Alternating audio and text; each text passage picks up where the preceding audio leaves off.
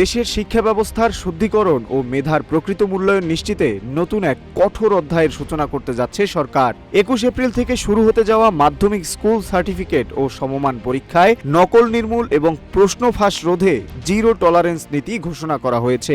এই নীতির আওতায় শুধু পরীক্ষার্থীরাই নয়, কোনো ধরনের অনিয়ম প্রমাণিত হলে দায়িত্বরত কর্মকর্তাদের চাকরিচ্যুতির মতো কঠোর হুঁশিয়ারি দেওয়া হয়েছে। একই সঙ্গে ডিজিটাল ট্র্যাকিং, সিসিটিভি নজরদারি এবং প্রশ্নপত্রের ত্রিস্তরীয় নিরাপত্তার মধ্যে দিয়ে অনুষ্ঠিত হতে যাচ্ছে এবারের পাবলিক পরীক্ষা।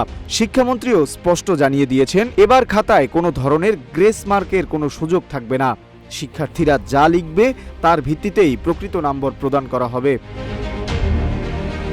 মেধার এই লড়াইকে স্বচ্ছ করতে প্রতিটি পরীক্ষা কেন্দ্রকে আনা হচ্ছে সিসিটিভি ক্যামেরার কঠোর নজরবন্দিতে। শুধু ক্যামেরা স্থাপনই নয়, ধারণকৃত ফুটেজ প্রতি 7 দিন অন্তর সংশ্লিষ্ট শিক্ষা বোর্ডে পাঠানোর নির্দেশ দেওয়া হয়েছে। এছাড়া প্রশ্নপত্র সুরক্ষায় এবার প্রযুক্তির সর্বোচ্চ ব্যবহার নিশ্চিত করা হচ্ছে।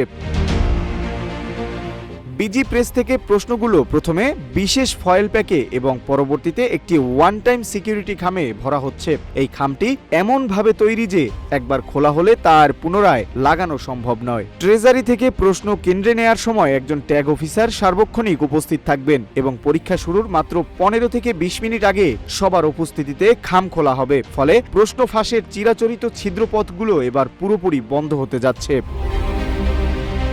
প্রশ্ন ফাঁসের গুজব ছড়িয়ে যারা সাধারণ শিক্ষার্থী ও অভিভাবকদের বিভ্রান্ত করার চেষ্টা করবে তাদের বিরুদ্ধে তাৎক্ষণিক জেল জরিমানা সহ কঠোর আইনি ব্যবস্থা নেওয়ার নির্দেশ দেওয়া হয়েছে। সামাজিক যোগাযোগ মাধ্যমগুলোতে গোয়েন্দা সংস্থাগুলোর বিশেষ শাখা সার্বক্ষণিক নজরদারি করবে। সকল শিক্ষা বোর্ডের নির্দেশনা অনুযায়ী পরীক্ষা কেন্দ্রের প্রতিটি কক্ষে কাঁটাওয়ালা ঘড়ি টাঙানো হবে। পরীক্ষা চলাকালে কেন্দ্র সচিব ছাড়া অন্য কোনো শিক্ষক বা পরীক্ষার্থী মোবাইল ফোন ব্যবহার করতে পারবেন না। পরীক্ষা কেন্দ্রের প্রধান ফটকে অভিভাবক ও শিক্ষার্থীদের জন্য প্রয়োজনীয় দিক নির্দেশনা টাঙিয়ে রাখা হবে। এই পরীক্ষা কোনোভাবেই প্রশ্নফাঁস, নকল বা অনিয়মের মাধ্যমে বিতর্কিত হতে দেওয়া যাবে না। সরকার এক্ষেত্রে শূন্য সহনশীলতা নীতি গ্রহণ করেছে এবং সেটি কঠোরভাবে বাস্তবায়ন করা হবে। এছাড়া চলতি বছর থেকে এইচএসসি পরীক্ষায় সব বোর্ডে অভিন্ন প্রশ্নপত্রে পরীক্ষা গ্রহণের সিদ্ধান্ত চূড়ান্ত করা হয়েছে। একই সঙ্গে শিক্ষার্থীদের মূল্যবান সময় বাঁচাতে প্রতি বছর 31 ডিসেম্বরের মধ্যে এসএসসি এবং এইচএসসি পরীক্ষা শেষ করার দীর্ঘমেয়াদী পরিকল্পনা নিয়ে কাজ করছে শিক্ষা মন্ত্রণালয়।